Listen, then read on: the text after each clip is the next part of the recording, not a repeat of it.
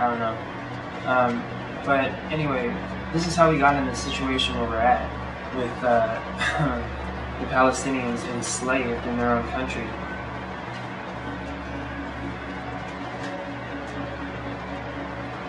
And Palestine has never mounted any successful armed resistance, really. I mean, they've done a lot of suicide bombings, but that really hasn't helped anything. It's made things more worse on the Palestinian side, and it's made the Israelis just hate the Palestinians.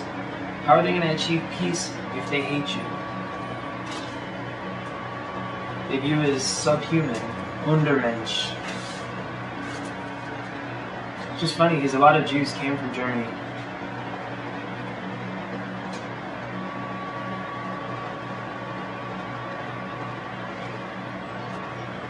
So, what are the Palestinians, what can they do? I mean, if you look at this situation, they're completely at the mercy of modern-day Nazis, you know? And here we are, the international community, trying to say, okay, Hitler, come on, Hitler, Netanyahu, Hitler, come on, man, just stop invading and making these settlements. Please stop invading and making these settlements. And Netanyahu says, oh, sorry, I'm afraid that I can't do that. Spits in Obama's face, spits in the international community's face. Over what? What is with these settlements? Why do they have to keep building their settlements? They already have so many settlements. If they were just to freeze them right now and then negotiate for a possible two-state solution in which they were able to keep some of their settlements, then maybe they would be able to get parts of East Jerusalem. Maybe they would be able to compromise. But I don't think that the international community is going to just allow them to keep doing it. I mean, it's so wrong. But what can they do? You know, whatever.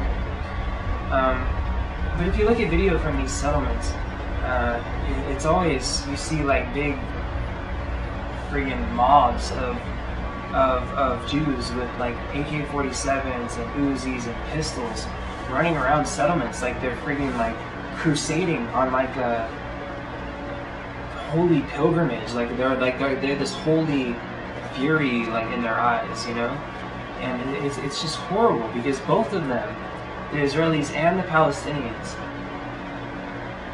believe that they're righteous, that God has chosen them, that they are God's people, that they're doing God's work by killing each other. What does that mean? They're both doing God's work by killing each other? What work is that?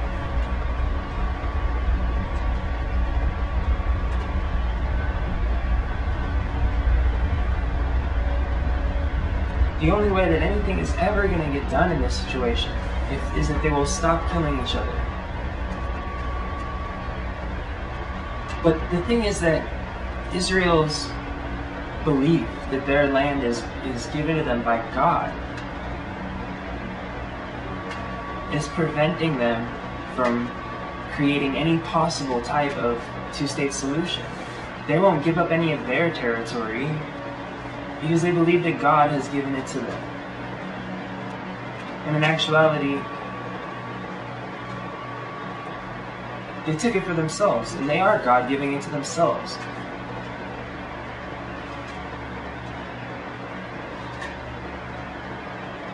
But that doesn't make it right. I think we're to the point where Palestine is sick of it. They don't want to fight Israel anymore. They just want to live side by side with Israel. They want to, okay, fine, you win. You know, they just want to give up, but they want to give up honorably.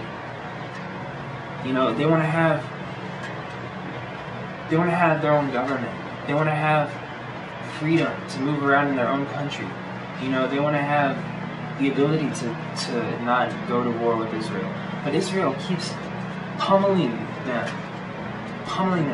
them, like with this 22-day war that happened in January of this year, earlier in the year. Israel just pummeling and collective punishing the whole population.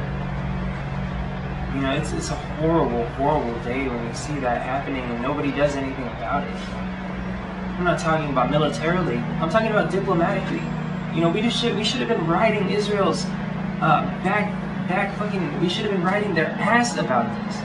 We should have been in their face every day of that 22-day war, doing everything that we could to prevent those innocent civilians from being slaughtered by the thousands.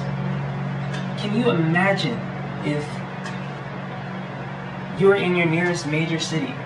Because that's how big the Gaza really is. It's only as big as like I live near San Francisco, so I'm thinking it's only about as big as the peninsula. From San Mateo to San Francisco, that's about how big Gaza is. So can you imagine if that little island was being bombarded on all directions, from the Navy, from the Air Force, from the ground? Can you imagine what that would be like? That's terror, you know. Screw one little puny handmade rocket flying around in your neighborhood.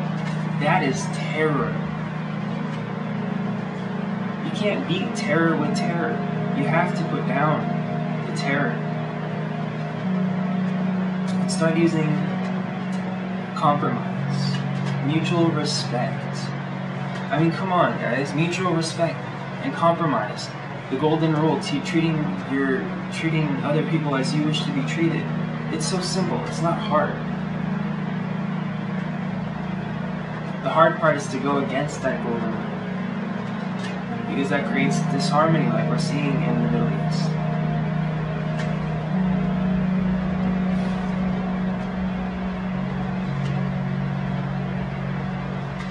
So in summation, I'm saying that the only way that things will ever get fixed is if the Palestinians agree to stop murdering Jews, and if the Jews agree to stop murdering Palestinians, and if they can both come to an agreement that is mutually respectable by both parties, meaning that the Gaza and the West Bank should be cleared of all settlements, no settlements, in my opinion.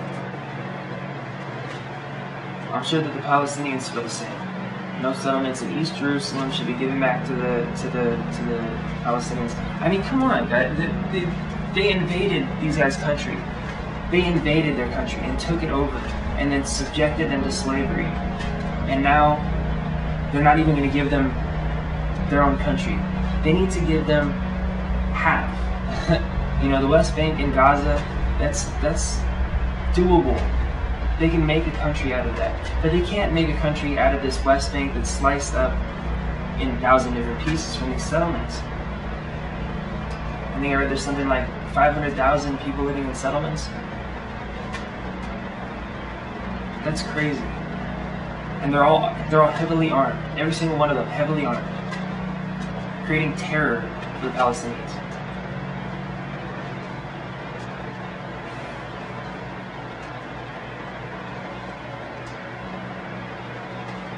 So put the guns down.